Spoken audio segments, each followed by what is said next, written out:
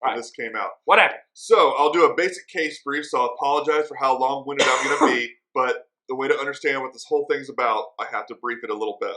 The case name is United States versus Rahimi. All right, Rahimi, let's just start off. Not a great dude. He is not a model citizen. It says that in the opinion. The judges were like, sure. It's still right, but man, this guy needs a whooping. Yeah. But he's a suspect of a few shootings in Arlington. Again, not great.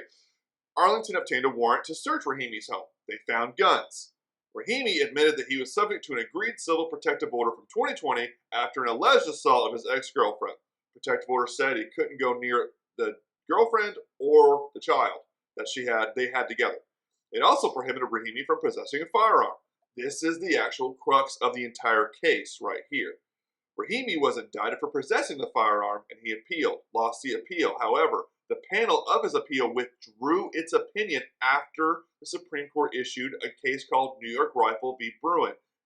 For shorthand, it's called either New York Rifle, where our office and a lot of people in the Texas area call it Bruin, because you know exactly what you're talking about. This case basically held that if no historical evidence is present in U.S. history to limit a constitutional amendment, you cannot make a law against that amendment and curtail it, and on its face it's unconstitutional, which then forces the government to show its historical basis. If you can show the historical basis, it's most of the time going to be fine. However, this is so new, it's a tough one, and the government hates having the burden on it. Yeah. So, all that said, this case goes through the government, examples, the whole opinion. They have about 4 or 5, and the person who is not convicted yet is under a protective order. The government has the right to prevent that person from possession of a firearm. So, you have to show, the government had to show how that's legal. How is that historical context? Well, they couldn't, because you're limiting a constitutional right, and they have no basis to prove that this has ever existed, even with the Second Amendment. They tried to add about a couple of them. Some were saying, well, this was done for political reasons. That's why this is in place. Others were saying it's a surety law. It's about paying a fine, not about being in a protective order. So they had nothing. So the government couldn't show any historical traditions of it. The Second Amendment, the conviction of the firearm, and any future restriction of this person is unconstitutional. The reason people are pissed off is because he had a domestic violence protective order, or is he domestic violence alleged, hasn't been convicted yet, so there's a protective order to not see, harass, whatever, the girlfriend and the kid. He should be allowed to have a gun. That's the case. And as you can imagine, people are pissed. That's it. Yeah. There's a lot of people that are upset. I don't know how I feel about this whole situation. Specifically because we're talking about one of the most dangerous cases in all of policing, right? If you know any police officers, say what's the most dangerous situation? Domestic violence, or people who are committed. But that's already over. That was already over. But the issue here is, will victims of domestic violence come forward knowing that even after the fact, their assailant gets to keep their gun, right? So that's really the key issue here. And you sound a lot like a national coalition against domestic violence. Yes. Well, I mean, I am against domestic violence. I'm kind of against it too. That's true. You're kind of against domestic violence? Yeah. It just depends on who, right? Right. If I know someone who's going to constantly go for the Rangers, then I may see, I'll just turn a blind eye. I'll kick you right off. I don't even want to hear it.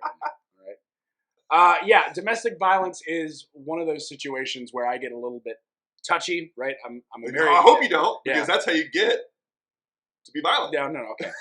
Get a little bit sensitive. That's what it is, right? Sensitive. I'm a married man. I have two young sons.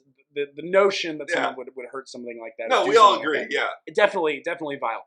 But do you think that there's an issue with that? I mean, here's the thing. Do you think that that's wrong? That people will still come forward with domestic violence? Because here's the thing.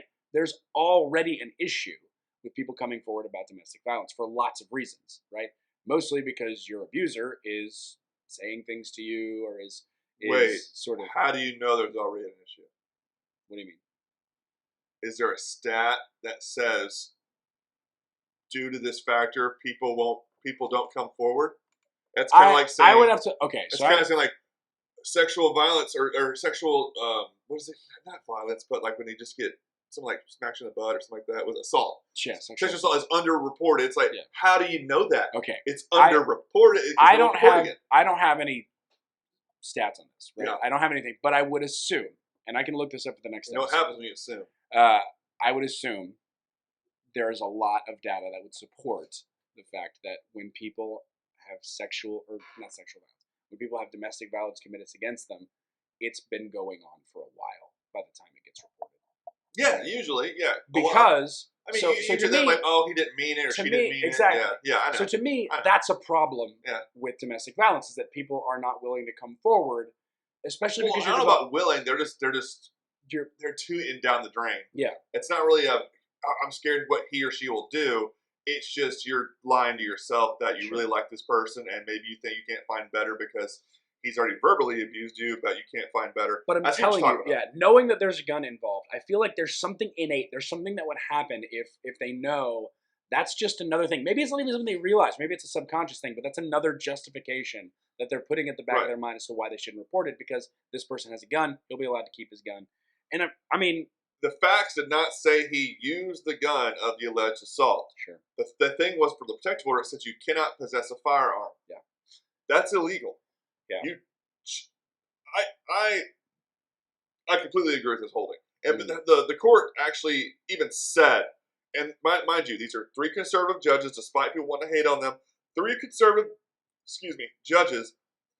They didn't want to make this call. Yeah. They say that somewhat in their conclusion. They even start off with, this guy's not a model citizen at all. Mm-hmm. But they say, because of Bruin, we cannot take precedent away. There is no historical basis for this. And it can't. And even Briscoe Kane, which is one of our Texas State reps, tweeted, whether or not you like the outcome, the Constitution prevents government interference with unpopular opinions. This is true. The Second Amendment cannot be curtailed. I don't care what it may seem like. It cannot be curtailed. And I remember telling this to one of my friends, and she said, "Well, on that statement, I want to have my kid do meth. Constitution doesn't say I can't do that." Well, it doesn't say you can either. That's the difference. Like this one says verbatim, you have the right to bear arms. You can't curtail that because of some safety issue that you perceive to be existent. Because especially, we had this for a case with one of our clients. I could be drunker than a skunk and have my sidearm on me with the holster. The founders did not think that was a big deal. We now think that's a big deal. Well, it's unconstitutional. You have to change the law a little bit, which you have to do a whole lot harder than simply making a legislative matter. This is an unpopular opinion. People are very mad about it. They're saying what you're saying and taking it to the total extreme of no one's going to report anymore because they're super scared. I highly disagree with that, but I can at least see your logic when it comes to that. You're not saying, I'm just saying, like, you're starting off, they're finishing your big sentence, what you're trying to say. It's an unpopular opinion, but it's the right opinion. We have a Second Amendment. And one thing that we need to make very clear about this, if you are convicted of domestic abuse, that's something called a felony. Now, that's different. Yeah. This is talking about being purely under protective order. And not convicted. And civil protective order at that. A little fast and loose in the law here, James. Are felons allowed to carry guns in the state of Texas? No. No. Yeah. Is that unconstitutional? Maybe. Yeah. That's another story. But that's the thing, is that if you're a convicted felon, because now here's the deal. If you're charged with, to a certain degree, I mean, this would have to be to a certain degree. To a certain degree, if you're charged with domestic abuse because you're beating your wife, hang them high. I mean, I'm good with it. You know who can't shoot a gun? A dead man. So, but also when it comes to that statement about felons and about someone who's convicted, there's a long history of people who got convicted in U.S. history of once they're convicted, we took away their gun. That made sense. Yeah. Like, oh, yeah, got it. So like that one, people are saying it's going to take this large leap. It's not. There's a lot of history for other ones. And the thing is now, though, it's finally making the government have the burden to do laws that are just like, well, we just think it makes sense. Prove it. Why? Yeah. Just you create this thin air? Actually, turns out we did 10 years ago. Yeah, no. And here's the biggest issue for me is that people are just so mad, and U.S. Justice Department, shocker, because Merrick Garland can't stay out of his own business. I'm trying to think of a nice word. Own business. There we go. He said the U.S. Justice Department is going to seek further review of this decision. I thought when things were settled law, it's settled law. Yeah. Roe. Yeah. Anyone?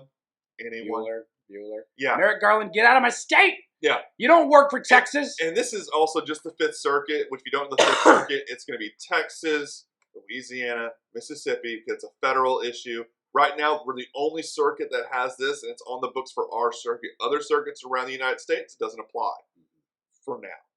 Yeah. Gavin Newsom, of course, mad about it, but we all know where he's from. Not even going to mention it because I almost vomited when I wrote it down. I can't even mention it. Gabby Gab. You stay in your own state. Don't care what you have to say. Let that state just be defunded itself. All right, friends.